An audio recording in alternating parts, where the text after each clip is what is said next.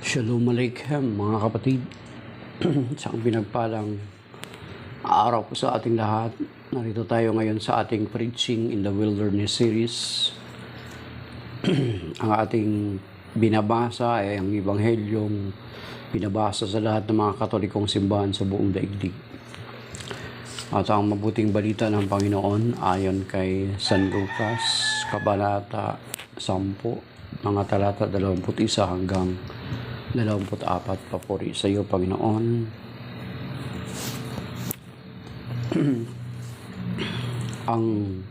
Nang oras ding iyon, si Jesus ay napuspos ng galak ng Espiritu Santo at sinabi niya, "Pinasalamatan kita, Ama, Panginoon ng langit at lupa, sapagkat inililihim mo sa marurunong at pantas ang mga bagay na ito at inihayag mo sa mga taong ang kalooban tulad ng sa bata. O Ama, sapagkat gayon ang ikinalulugod mo. Ibinigay na sa akin ng aking Ama ang lahat ng bagay. Walang nakakilala sa anak kundi ang Ama, at walang makakilala sa Ama kundi ang anak, at yaong marapating pagpapahayagan ng anak." Humarap si Jesus sa mga alagad at sinabi na di narinig ng iba, "Mapalad kayo sapagkat nakita ninyo ang inyong nakikita ngayon. Sinasabi ko sa inyo, maraming propeta at mga hari ang nagnasang makakita ng inyong makikita. Ngunit hindi nila nakita. Hinangad din nilang mapakinggan ang inyong narinig, ngunit hindi nila napakinggan."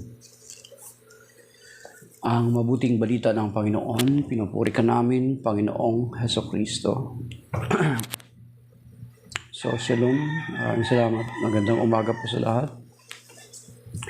Isang ligtas at pinapalang araw ng Martes, December 3, third day, ikatlong araw ng Adviento, ng Advent season. So, ang Ebanghelyo ngayon ay sinasabi na napuspos ng galak ang Panginoong Jesucristo ng Espiritu Santo at siya ay nagwika na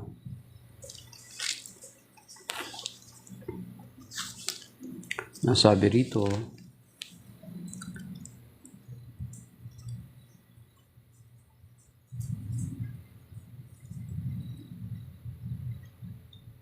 "Ama, Panginoon ng langit at lupa, sapagkat nilihim mo sa marunong at pantas sa mga bagay nito at nilihim mo sa mga taong ang kaluubay tulad ng sa bata. Oo, Ama, sapagkat gayon ang kinalulugod mo." So, nabanggit yung bata at ilang beses na rin natin itong napag-usapan about sa bata, sapagkat ang bata ay walang maaring ipagmalaki at walang maaring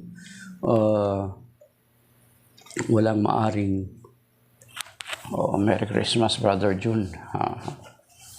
Walang maaari siyang maipagmalaki at dependent lamang siya sa magulang niya. So, sinasabi dito ng Panginoon na inihayag ng Diyos ang mga bagay sa mga taong may katulad ng katangian ng mga bata. Sapagkat kung titingnan natin, bakit ganun? Kasi kung minsan, di ba, halimbawa, if ang mga bagay na ito ay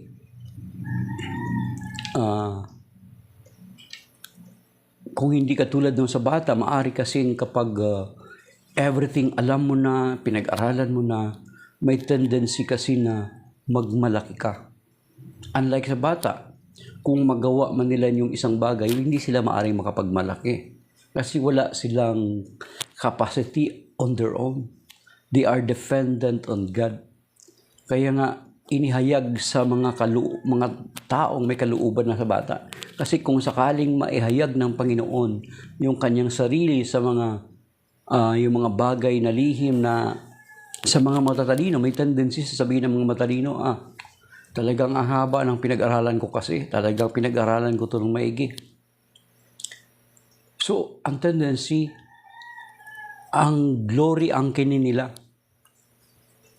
Ngayon, kung yung tao ay walang kakayanan sa sarili niya, yung bata walang kakayanan sa sarili niya, on her own or on his own, ay every time na magkaroon siya ng kaalaman o mag-possess siya, meron siyang malaman, ang laging mangyayari is mababalik ang kapurihan sa Panginoon kasi wala siyang kakayanan sa sarili niyang karunungan, mga kapatid.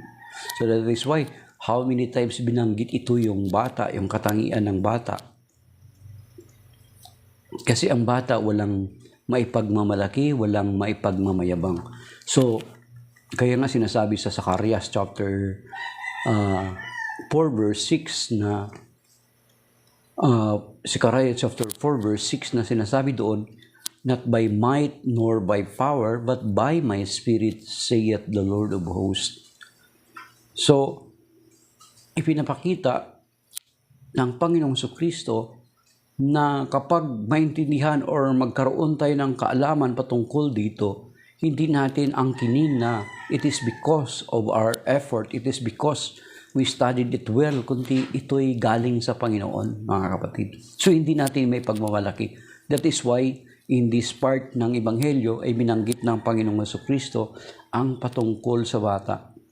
Sabi niya, inilihim mo sa mga marurunong at pantas ang mga bagay na ito at inihayag mo sa mga taong ang kaluubay tulad ng sa bata, o Ama, sapagkat gayon ang ginalugod mo. Isang halimbawa na dyan, mga kapatid. Isang halimbawa niyan. Take note, tingnan nyo Kahit noong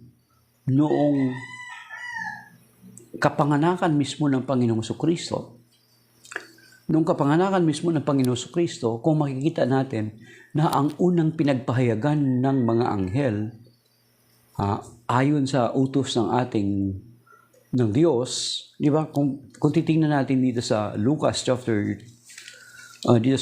nung sa Epiphany or sa nativity ng ating Panginoong Jesucristo, ang unang pinagpahayagan ng Panginoon ay ang mga pastol. Di ba, mga kapatid? Alam niyo, narinig ko kay Bishop Teodoro Bacani, na sa korte pala ay halos hindi matanggap ang testimony ng mga pastol. Di ba? Nasa field sila, mababaho sila, kasama nila yung mga tupa, yung kanilang mga inalagaang kawan. Pero makikita natin na sila yung pinili ng Diyos sa birth ng Panginoong Jesucristo. Sila yung unang makakita sa Panginoong Jesucristo na nakahiga sa sabsaban. Okay? Yan. This is Luke chapter 2 verse 8. Diba? Makikita natin na ang Panginoong Jesucristo ay inihayag niya ang kanyang sarili unang-una sa mga apostol, hindi sa mga eskriba at mga pariseo or hindi sa mga marurunong.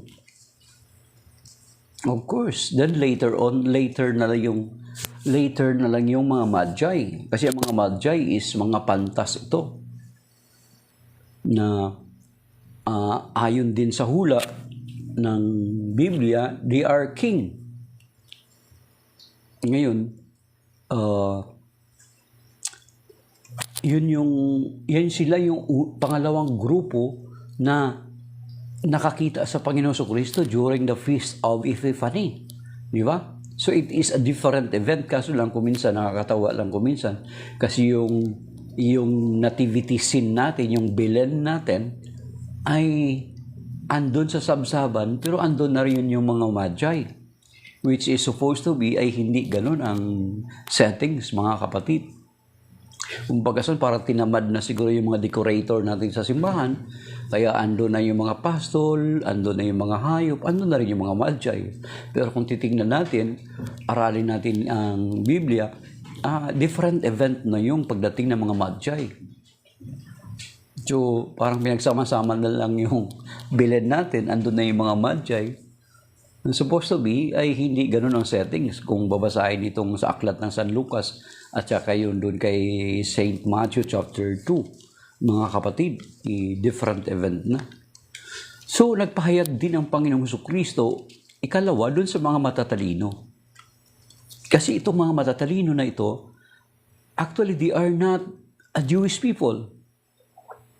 They are not Jewish people. Pero, sila man din ay pinagpahayagan ng Panginoong Jesucristo. Kasi di ba binanggit din kahapon sa Ebanghelyo, dyan sa Matthew chapter 8, verse 11, kahapon na Ebanghelyo, na sabi niya, darating ang araw na marami mang dudulog sa hapag ni Abraham mula sa silangan, kanluran, hilaga at timog. Ngunit marami sa mga anak ni Israel ang itatapon sa labas. So, ito'y ipinapakita na ito'y katuparan, yun yung binanggit natin na katuparan na even the Magi, wise men from different countries, ay dumating din para hanapin ang Panginoon Jesucristo. Pero kung titingnan natin, primarily, ay ang Panginoong Jesucristo ay inihayag niya ang sarili niya sa mga taong katulad ng may kalooban na katulad ng mga bata. Kahit yung pagpili na kanyang mga alagad, mga kapatid, tingnan niyo, di ba? Sino yung sa tingin natin pinakamatalino sa kanila? Siguro si Matthew. Kasi may siya about sa tax collection. Tax collector siya. Hindi natin alam kung ano yung sistema ng kanilang pag-aaral noon. Si Matthew yung tax collector, so maaring matalino si Matthew. And then, matalino ka sa math. Kasi kung hindi ka matalino sa math, baka mag-aabuno ka pa ng tax na isisingili ng mga Romano. So, sino ba si San Pedro? Mangingisda. The rest of the apostles, ano ba yung nila? Ano ba yung mga credentials nila, mga kapatid? So, all of them, lahat sila na tinawag ng Panginoon na pinagpahayagan ng Panginoon ng kanyang sarili ay mga alagad na hindi kilala sa lipunan. Di ba? Meron ba siyang alagad na tinawag sa may tinawag ba siyang apostol na mga alagad na isang pareseyo o isang iskriba? Wala, di ba? Wala. All of them ang ordinary people. Kaya nga kung minsan, kahit sa kasalukuyan natin, mga kapatid, kapag sobrang galing natin, sobrang talino natin, tayo lang. Stop, what's that?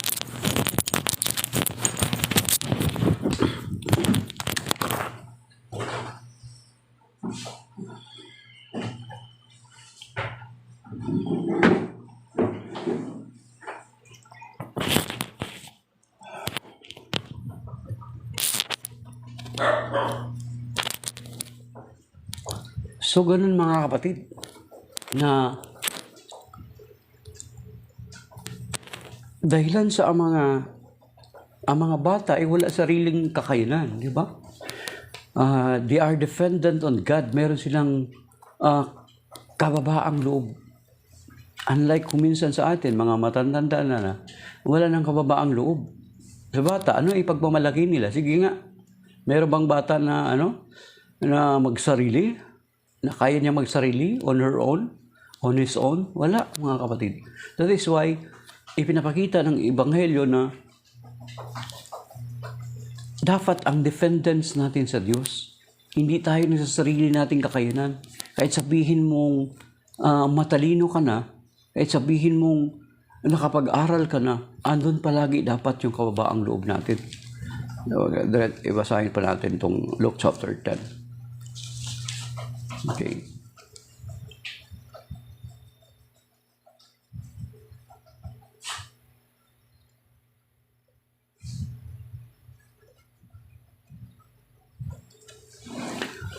Ibinibigay na sa ng aking ama ang lahat ng bagay. Walang makakilala sa anak, kundi ang ama, at walang makakilala sa ama, kundi ang anak, at yaong marapating pagpapahayagan ng anak.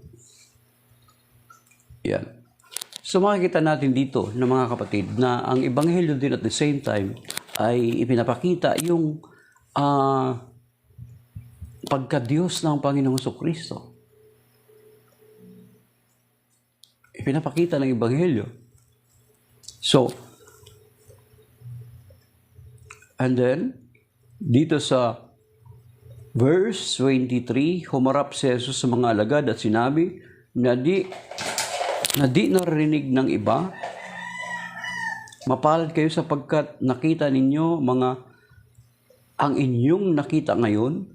Sinasabi ko sa inyo, maraming mga propeta at mga hari ang nagnasang makakita ng inyong nakita, ngunit hindi nila nakita. Hinangad din nilang mapakinggan ang inyong narinig, ngunit hindi nila napakinggan. So noong panahon pa lang mga kapatid, kasi kung titingnan natin sa aklat pala ng Genesis, ipinangako na yung tagapagligtas sa proto-evangelium na tinatawag. Sa Genesis chapter 3 verse 15, makikita na natin doon. Then sa panahon ng mga propeta, ipinahayag na, makikita na natin yung mga pagpapahayag patungkol sa pagdating ng Mesiyas na ito.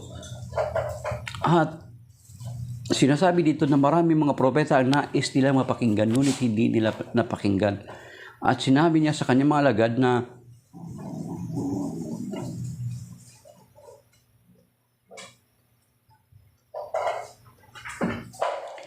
hinangad nila na gusto nila marinig or makita ang panahon ng pagdating ng Mesiyas, pero hindi sa panahon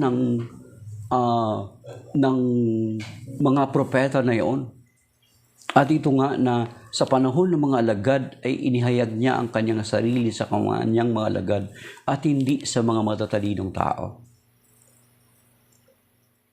So, supposed to be, ang Panginoong Jesucristo ay hari. Hindi pinili niya na hindi siya maipanganak sa palasyo.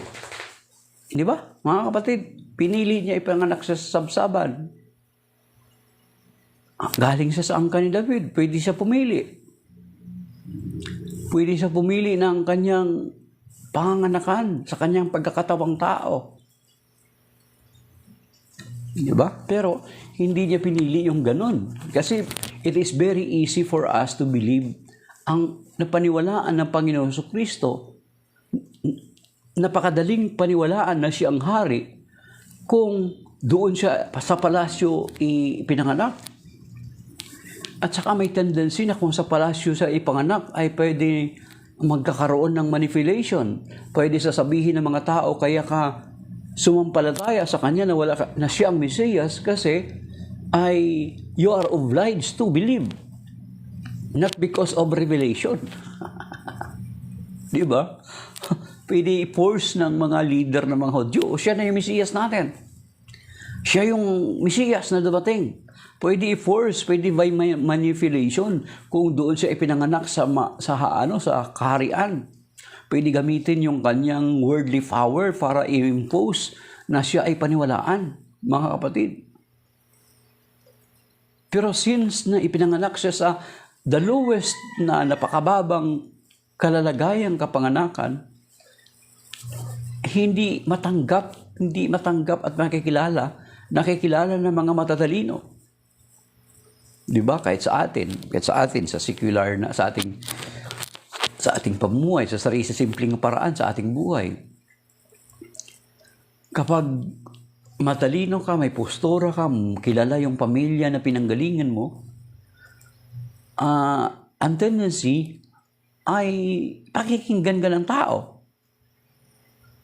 Pakikinggan ka kagad ng tao. Or, ang tendency rin, dalawa rin ang motive. Pakikinggan ka nila kasi alam nila may mapapakinabangan sila sa iyo. Pero ang Panginoon, reveal niya yung sarili niya sa lowest, sa pinakamababang kalalagayan. So, pakikinggan mo siya. It is because you know Him, mga kapatid. So, yun ang magiging tendency. Pakikinggan mo siya kasi kilala mo siya. Pakikinggan mo siya kasi alam mo siya. Pero kung nasa estado, nagpakilala ang Panginoong Jesucristo sa matataas na kalagayan, may tendency nga na, kaya mo lang naman siya pinapakinggan because of pwedeng may manipulation, pwedeng by force, kaya kailangan mo siyang kilalanin. Isa atin ang Panginoong Jesucristo, hindi natin siya tinanggap because pinipuwersa sa atin. okay lang tanggapin mo si Jesus Christ. No, it is not. It is because we know Him. Kilala natin siya. Minamahal natin siya kasi kilala natin siya. Hindi natin siya sinusunod dahilan sa ini-impose sa atin. Di ba? Wala namang ganun. So, it is very hard kung sa mataas na kalagayan, ulitin natin, kung sa mataas na kalagayan siya na ipinanganak, madaling siyang kilalanin. Kahit sa secular natin, sa ating kapanahunan Kung paghambingin natin, kung yung tao na darating is nasa postura, alam natin na mayaman, may tendency na makikinig tayo sa kanya. Then biglang may dumating may dumating pero may hindi maayos na pananamit. Hi, good morning, Sister Amy. May tendency na andun yung reservation natin. Di ba? Ano sasabihin natin? Ano kaya makuha natin dito? Di ba? Kaya na lagi, every time na pupunta ako ng mga community, every time na may magsasalita ako, tinitingnan ko kaagad yung mga reaction ng tao. Nakikita mo kung minsan may mga gumaganon. Hindi naman aircon. Kasi yung titingnan nila lagi, i-judge ka based on your appearance. Kaya nga sinasabi ko sa kanila, sabi ko, do not look after the messenger, but look after to the message. Kasi sabi ko nga na the Lord Jesus Christ, ang una niyang pinagpahayagan na hindi mga matatalino. Binanggit na natin kanina. Ang una niyang pinagpahayagan ay ang mga pastol. You see? Mga pastol, mababaho. Kaamoy na nila yung mga tupa nila. You see? So, pinili ng Panginoon yung lowest part nang dumating sa dito sa daigdig para diyan man niya madidetermine kung sino talaga yung totoong kanya. Kung sino talaga yung sasampalataya sa kanya. Kahit sa atin, halimbawa ikaw, try mo. Try mo na mapera ka. Marami kang yaman, mga kapatid. May pera ka. Kahit sa kamag-anak mo, di ba? Lagi nang nareklamo ito ng mga nasa abroad. Nung nasa abroad, marami siyang kamag-anak. Nung hindi nasa nag-abroad, wala na siyang kamag-anak. Something like that, mga kapatid. It is very easy for you to be accepted kung kilala ka, kung sikat ka, kung matalino ka, kung mayaman ka. Pero kung yung dumating, di ba? Nung dumating ang Panginoon Kristo, that is why nung dumating ang Panginoon Kristo, hindi siya nakikilala. Hindi siya nakilala at hindi siya tinanggap. Di ba lalabas na naman yung expectations versus reality? Kasi, iba yung mindset ng Diyos kaysa sa mindset natin. Yan yung sinasabi sa Isaiah 55 verse 8 and 9, mga kapatid. So, may ways, kaya nastambul ang Israel, hindi nila nakilala ang Panginoong Kristo. Kaya nga sabi niya, inihayag niya ang kanyang sarili sa mga taong may kaluuban katulad ng sa bata. Yan. Kaya nga sabi ko rin sa inyo, it is very hard to find a true friend kapag nasa maayos ka ng kalalagayan, kapag mapera ka. Meron nga kaming pinag-uusapan, kaibigan namin.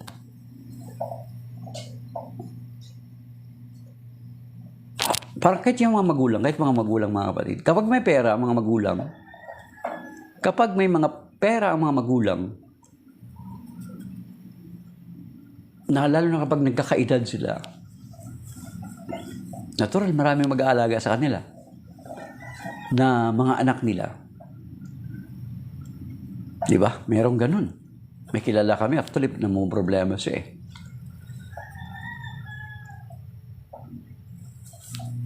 Kapag magulang ka na may pera ka, maraming mag-aalaga sa iyo sa pagtanda mo.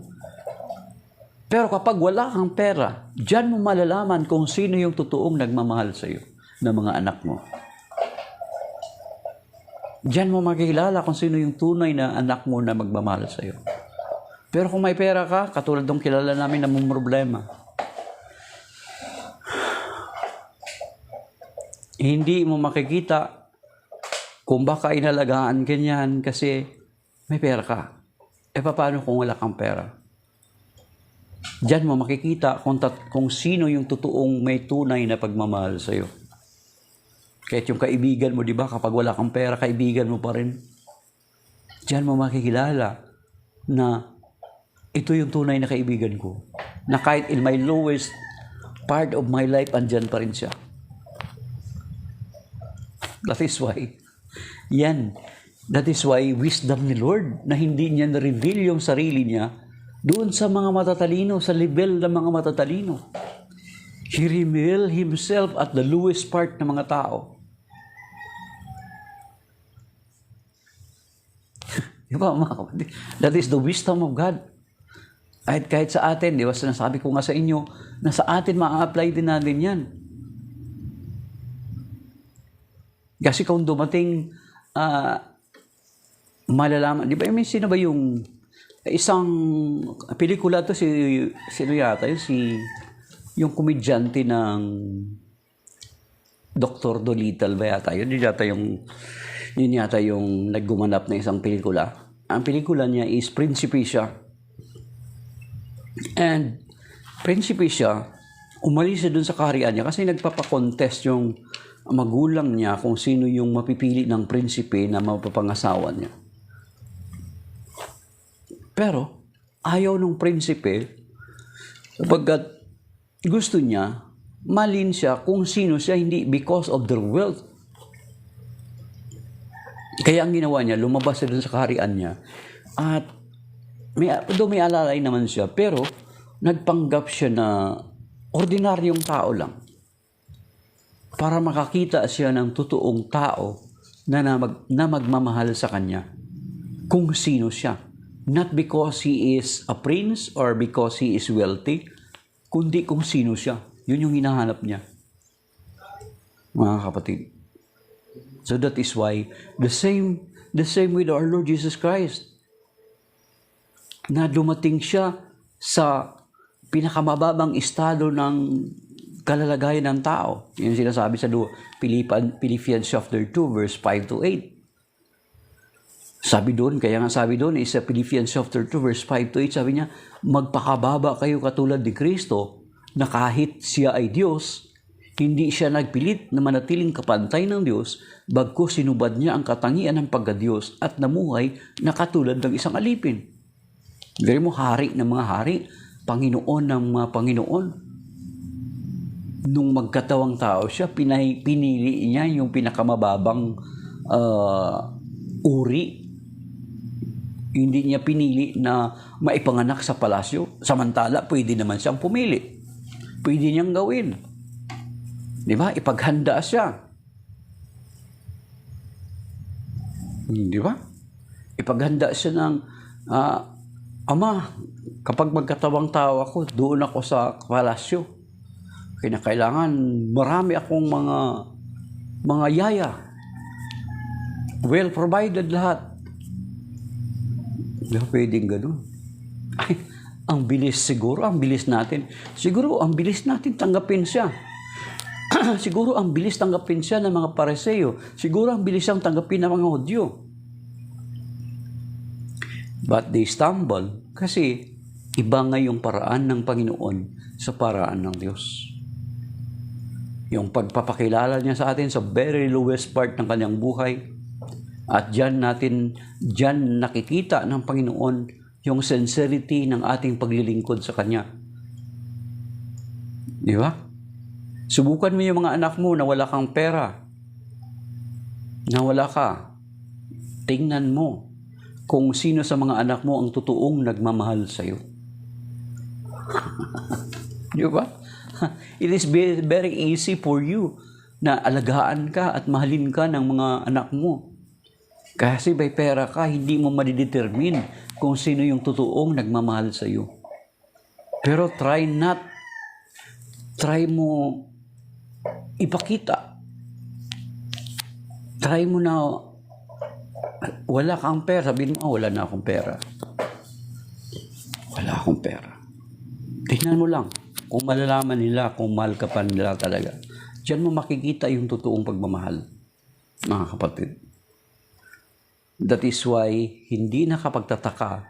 Dito sinasabi sa Ebanghelyo na sinasabi ng Panginoon ang pinagpahayagan niya ng kanyang sarili ay ang mga taong may katulad ng kalooban ng sabata. Kasi, kung ipinagpahayagan niya yung mga sarili niya or sarili niya sa mga matatalino, pwede natin i-claim kuminsan, tingnan mo kuminsan, kahit sa yung mga propeta sa Biblia, sino lang yung diyan? Sino lang ang isa diyan sa pari? Si Zacarias. Sa mga apostol, si Lucas, doktor siya, pero hindi siya apostol. Gospel writer lang siya. Diba? Yung sinabi na natin kanina dyan. Lahat ng mga tinawag ng Panginoon, pinagpakilala niya yung sarili niya. Mga ordinaryong tao, mga ngisda. Si Matthew lang yung tax collector na maaring may mas mataas na pinag-aralan. Kasi about sa Matthew yung pag-uusapan dyan. Mga pagpapalit ng pera. Diba? So, wala siyang tinawag na Pariseo. Wala siyang tinawag na Eskriba. Wala siyang tinawag na mga saserdote. Di ba?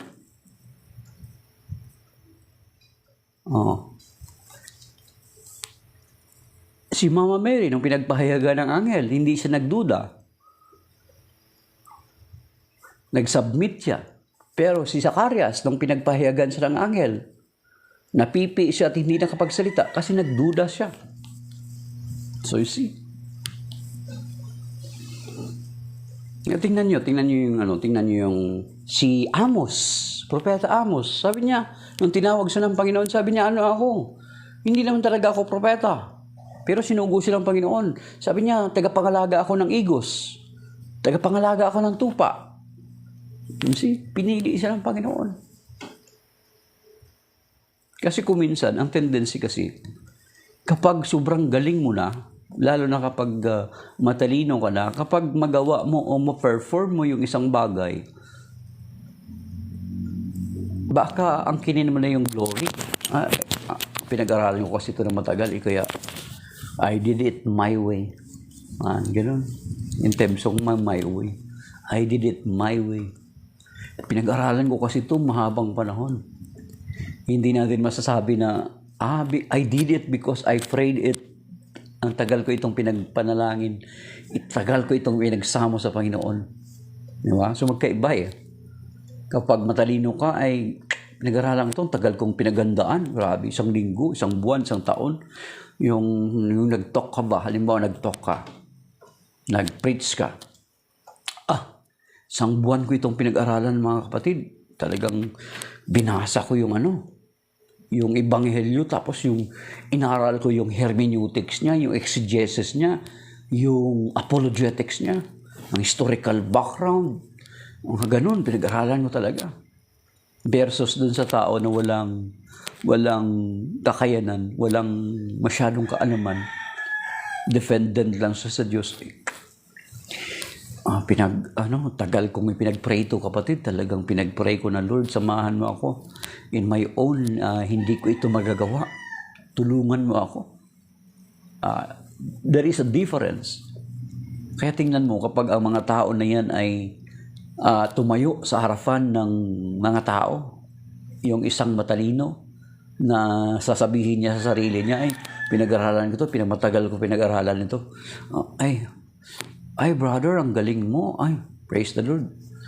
Talagang pinag-aralan ko ng matagal-tagal din kasi pinag-aralan ko. Ganun ang mangyari. Unlike nung isa, kapag nag-preach, ang i-claim niya sa sarili niya, yung prayer na lagi is, Lord, Zechariah 4:6, tapos yung Zechariah chapter 4 verse 6, tapos yung 2 Corinthians chapter 10 verse 4 to 5, tapos yung sa John 15, John 15:5, yun yung mga verse na kanyang nirecite. Lord, tatayo ako sa mga tao. Hindi ko ito magagawa sa sarili ko lamang kaparaanan. Tulungan mo ako, Panginoon. Kaya tingnan mo, makikita mo. Yes, of course, yung matalino, i-fill up niya yung ito mo. Kapag makinig ka, marami kang matutunan. Pero yung wala masyadong kaalaman, dependent kay Lord, ito, i-fill up ni Lord ang ito mo at saka ito mo, babaguhin ni Lord yung puso mo. Yun yung pagkakaiba, mga kapatid. Gaya sa atin na mga naglilingkod, huwag nating ipamarali or ipangalandakan that I have studied it well. Matagal na akong nag-aaral sa Biblia. Natapos ko ng basahin ang Catechism of the Catholic Church. Marami na akong aklat. Meron akong mga aklat ni yung mga tawag nito, yung sasabihin na meron akong St. Jerome commentary. Yes, of course, mga kapatid. Sa ating pagbibigay ng, sa pagbibigay natin ng panayam or talk sa ibang mga community, may tendency, we can perform it well. Pero let us remember na maaring nagawa natin at tagampanan natin yung tungkulin natin properly kasi napag-aralan natin. Pero, ang very end or yung bottom line is dapat ano yung magiging epekto nito sa kanila. Kaya nga ako sa prayer ko, sabi ko, Lord, maybe I can do it well, but I entrust to you the end result. Kaya nga may sinasabi dito sa 1 Corinthians chapter 3, mga kapatid. Ito yung dapat na paalaala sa atin ng mga naglilingkod, lalo na yung mga nagsishare ng Word of God sa iba. Mga kapatid, ito sa 1 Corinthians chapter 3. Ito yung dapat nating alalahanin, maalaala at tandaan, mga kapatid, para hindi tayo magmalaki na, lalo na sa amin, dito sa amin, sa diocese namin, meron kaming tinatawag na Biblical Apostolate, meron kaming BBS 1 to 3. And then pagkatapos ng BBS, merong lay ministry of the word. Ayun. Pero bagamat ganun ay hindi natin dapat ipinagmamalaki. Dami ko na kasing naatinan ng seminar, mga kapatid. Ito pala sa atin ng ng banal na kasulatan sa 1 Corinthians chapter 3.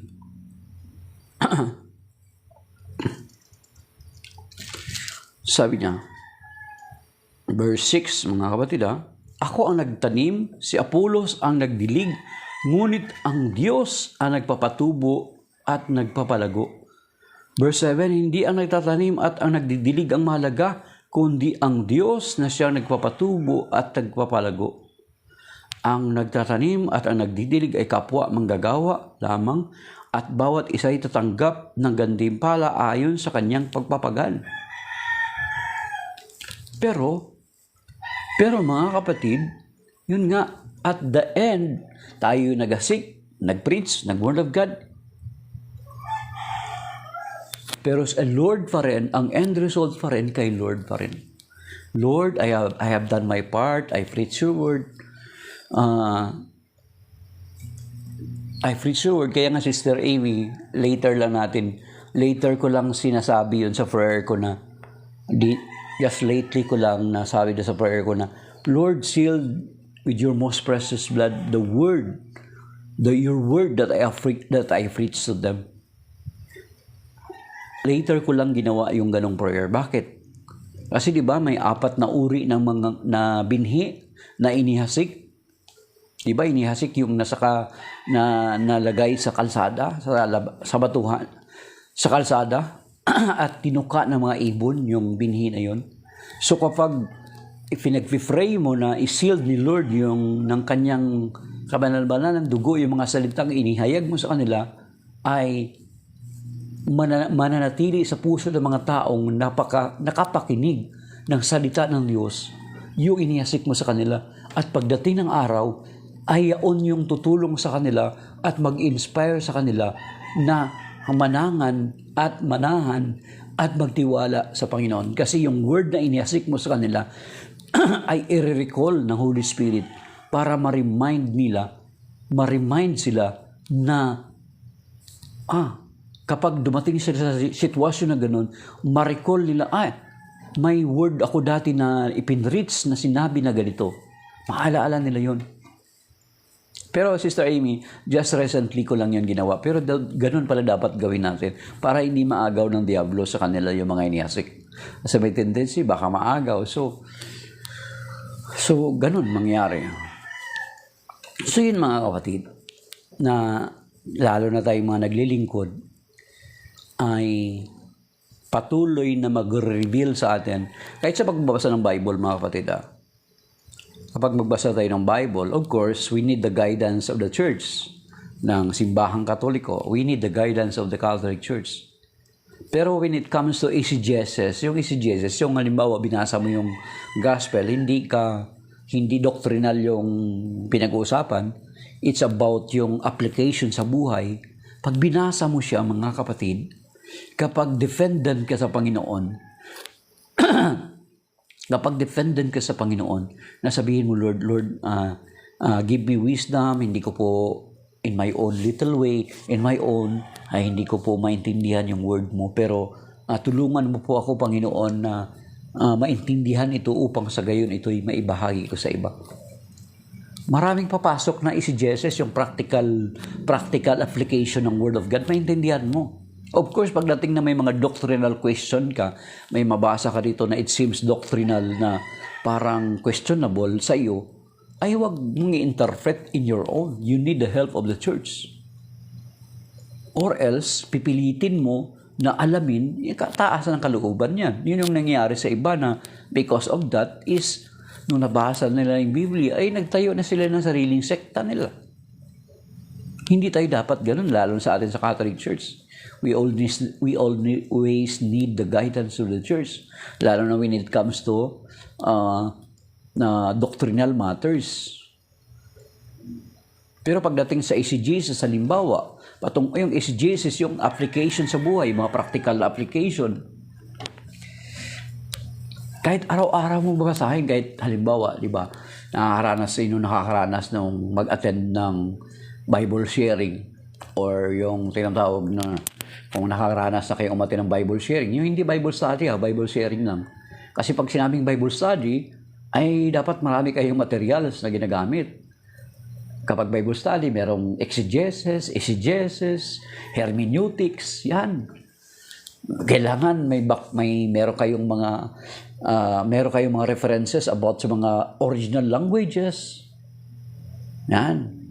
Pero of course, hindi lang kayo magiging reliant doon. Ang katulad, Greek, interlinear Greek, mga ganun.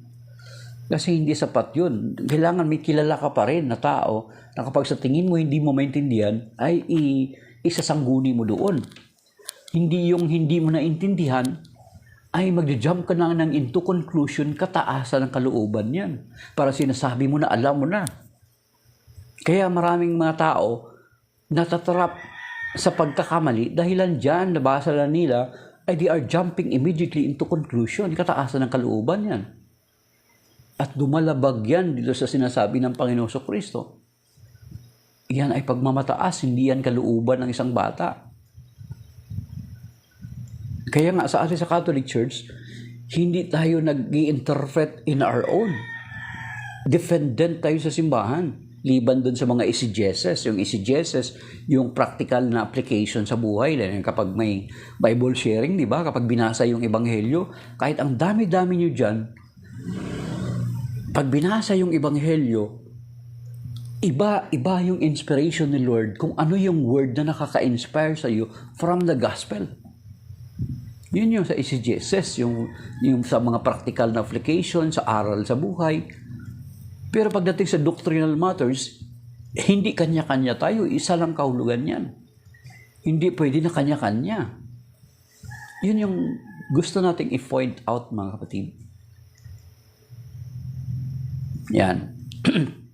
So hindi natin dapat ipangangalandakan na alam natin. Lagi dapat yung defendants. Kasi kung alam natin, yes, okay, you can do it, you can preach, and you can finish it well. Pero ang tanong, ano yung end result? Ano yung impact? Ano yung magiging impact sa mga tao nakikinig? Diba, mga kapatid? Ano yung magiging impact sa mga tao?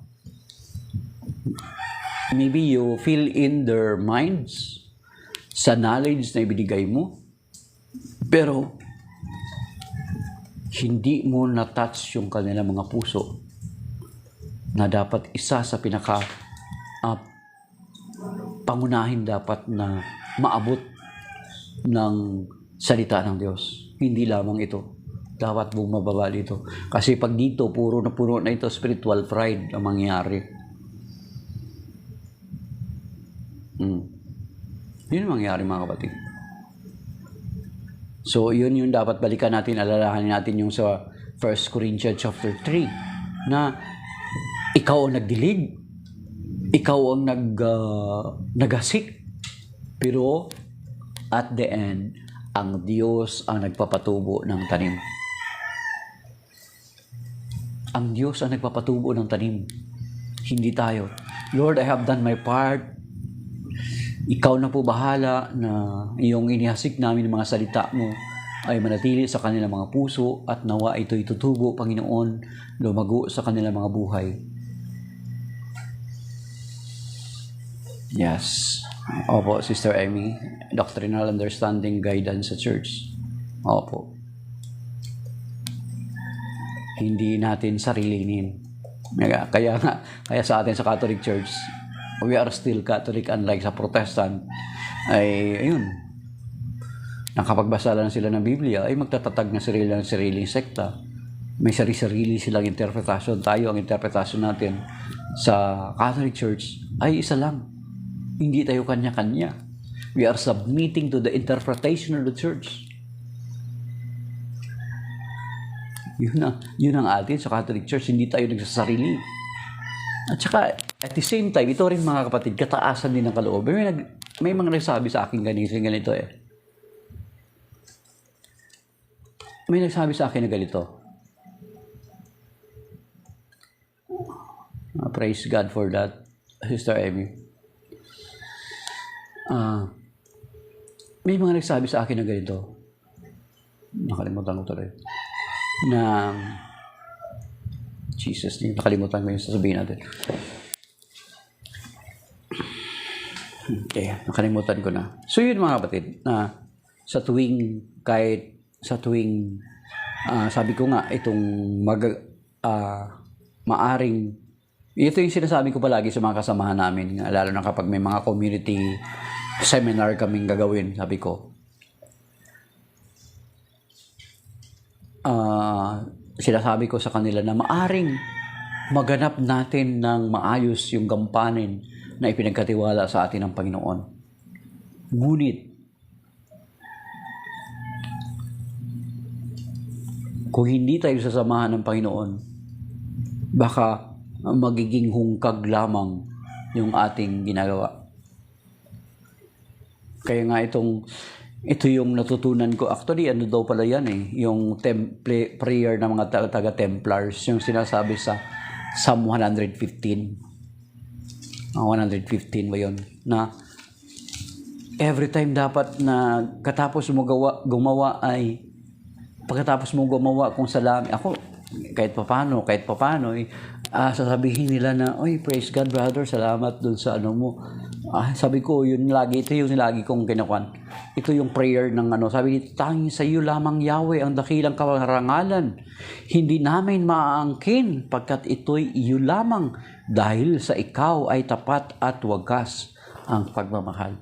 So always, hindi natin pwede angkinin. Hindi tayo doon umaasa doon sa kung ano yung kaalaman natin. Kundi laging tayong umaasa na not to us, Lord, not to us, but to you alone, all the glory. Yung non nobis domini, non nobis domini. Ay, ang sarap i-memorize sa natin yung Psalm 115 sabi dito. Ito mga kapatid gusto ko lang sa Latin Vulgate na Bible, sa Psalm 115, nakalagay doon, sabi niya, ganda sa Latin, i-memorize Parang magiging mo, every time na i-appreciate ka ng mga tao, every time i-appreciate ka ay galing naman brother, salamat kung ano-ano yung sasabihin nila, baka mamaya makalimutan mo, lumaki yung ulo mo, delikado. kaya yan yung delikado, kasi baka angkinin mo na yung kalwalatian at magiging mayabang ka na sa sunod. At kaya sabi dito,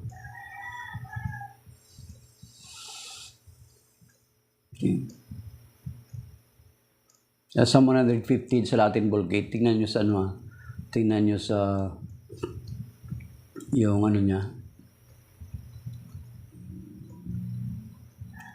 sa sinasabi niya sa Latin, Psalm 115 verse 1. Sabi niya, non nobis domini, non nobis sed domini tuo da gloriam. Sabi dito as a translation, sabi niya, not in our name, Lord, not in our name, but in the name of your glory. Okay, so yan mga kapatid, na lagi natin ibabalik sa Panginoon ang kalwalatian. Kaya nga, God is revealing to us sa mga taong may mababang kalooban, para at least hindi natin maipagmamalaki yung sarili natin, kundi ang lagi nating may pagmamalaki ay yung grasya at tulong ng Panginoon sa atin, mga kapatid.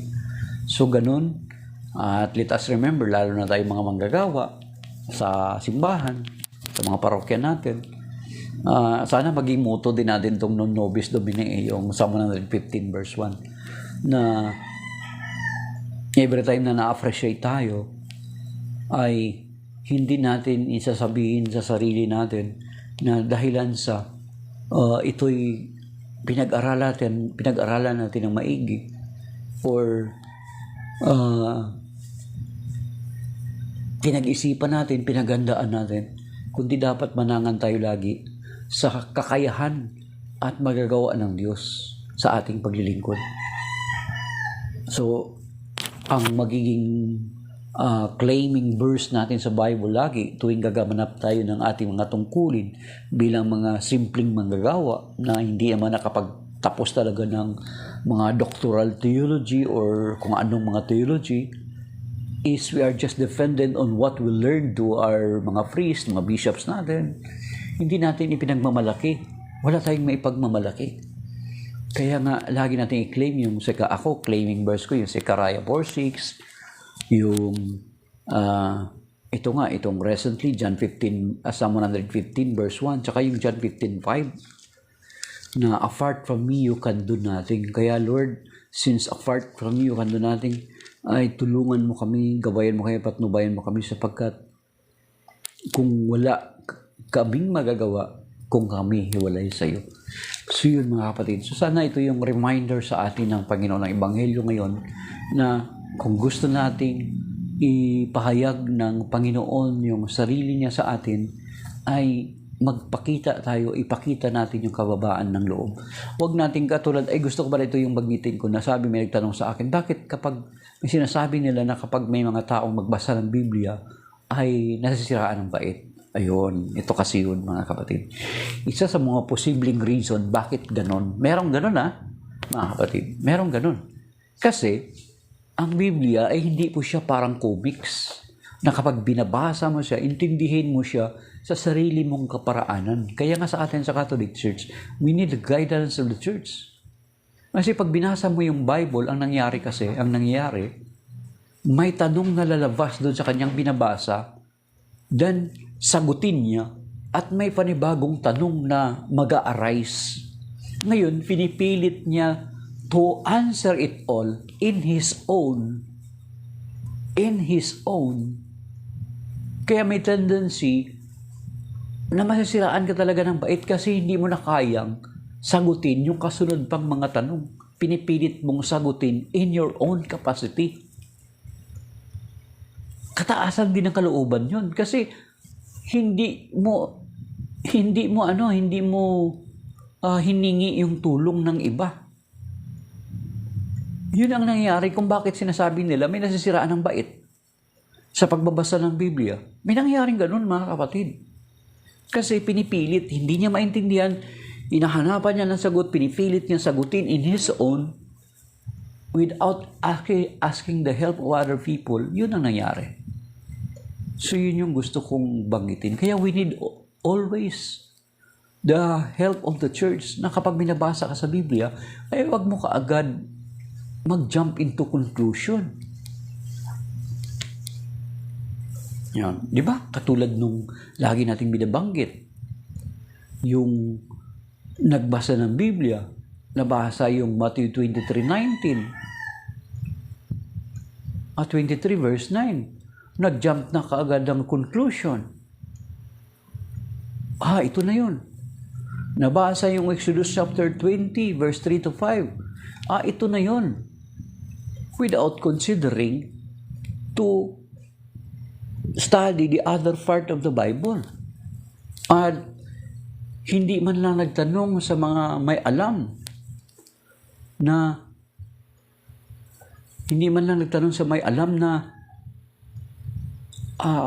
Father, ano po bang kahulugan nito? Ito yung malimit na inaatake sa atin ng ibang mga sekta. Ano bang kahulugan nito? Bakit ganun? Sinasabi nito, ano bang ibig sabihin nito? Masasagot yan ng mga pari kasi alam nila yan. Di ba? At saka kung gusto nyo malaman, yung gusto nyo pang magiging mas maalam na kung Katoliko ka, apalo nyo yung Paathag. Paathag, Archdiocese ng Capiz, ng Archdiocese ng Capiz. Ang admin dyan, ang host dyan is si Brother Dwayne Cartujano. So yan, mga kapatid. Or di kaya yung dialogue niya sa isang pastor, hanapin nyo sa vlog ni Adrian Milag, makikita nyo rin doon. So maybe that is by now, mga kapatid. Maraming salamat sa isang nag-share, Brother June, Sister AP Victorio, sa lahat ng mga nag-comment, 998 na nag-like, pero hindi lang natin alam kung 998 individuals pa talaga yan. Yung mga nag-tap ng screen, or maging yung hindi man nag-tap ng screen, yet pinakinggan nila tayo. Si Ate Salvacion Reyes, Ate Salve, Ate Basyon, ano ba yung pangalan ng account mo? So, maraming salamat, mga kapatid. May God bless us and keep us safe and sound sa araw na ito ng Martes. Yung mga hindi man nag-tap ng screen pero they consider to listen to us, so maraming salamat. So lalo na yung mga Katoliko na confused na sa inyong pananampalataya, kapag nagbasa kayo ng Bible, ang masasabi ko lang, may papayo ko lang sa inyo, mga kapatid, ay huwag ninyo kaagad sasabihin, lalo na kung ipinabasa sa inyo, huwag nyo kaagad tanggapin na yun na nga yun, without considering first to listen sa side ng simbahang Katoliko. Basta ka na lang naniwala sa kanila at lumipat sa kanila without hearing first the side of the Catholic Church. Hindi tayo umabot sa 2,000 taon, magda-2,000 taon na po ang ating simbahan, na ganun na lang, na wala tayong pundasyon sa salita ng Diyos, mga kapatid. Let us remember, alalahanin nyo, marami po tayong mga scholars at nakakaintindi ng original na lingwahe ng Biblia, Aramaic, Greek, at saka Hebrew, at yung grammar ng Biblia, alam ng ating simbahan yan. Kaya sana, ang payo ko na kapag magbasa kayo ng Bible is huwag niyong sarilinin na kapag nagbasa kayo or ipinabasa sa inyo ay kaagad mo tatanggapin na yun na ngayon, literal yun. Sana naman, payo ko rin kung totoong tinatanggap nyo na literal yung ganong mga parte ng Biblia, sana tanggapin nyo rin na literal itong sa Matthew chapter 18 verse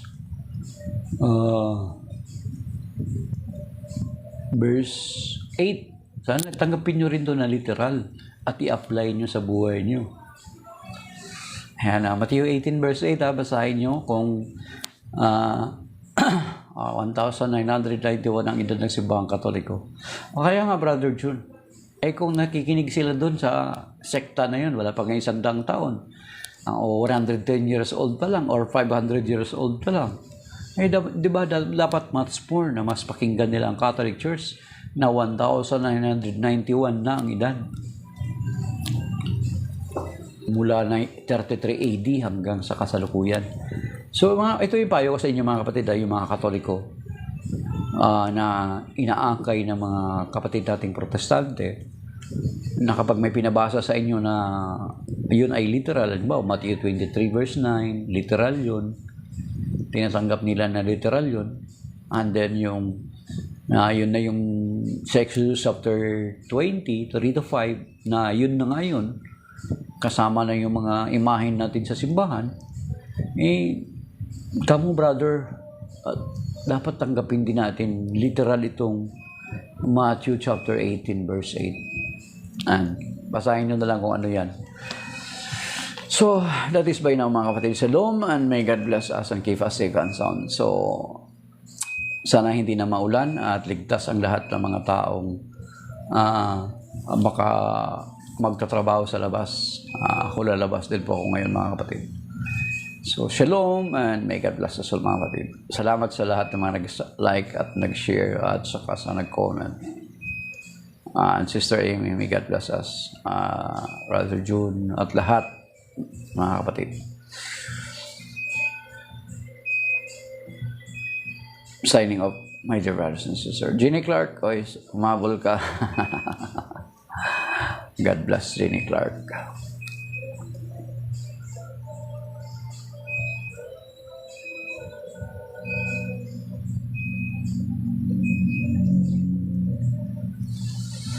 Oh, thank you sa crab. Say, hello, signing off, my dear brothers and sisters. Thank you, Jenny Clark. God bless, God bless.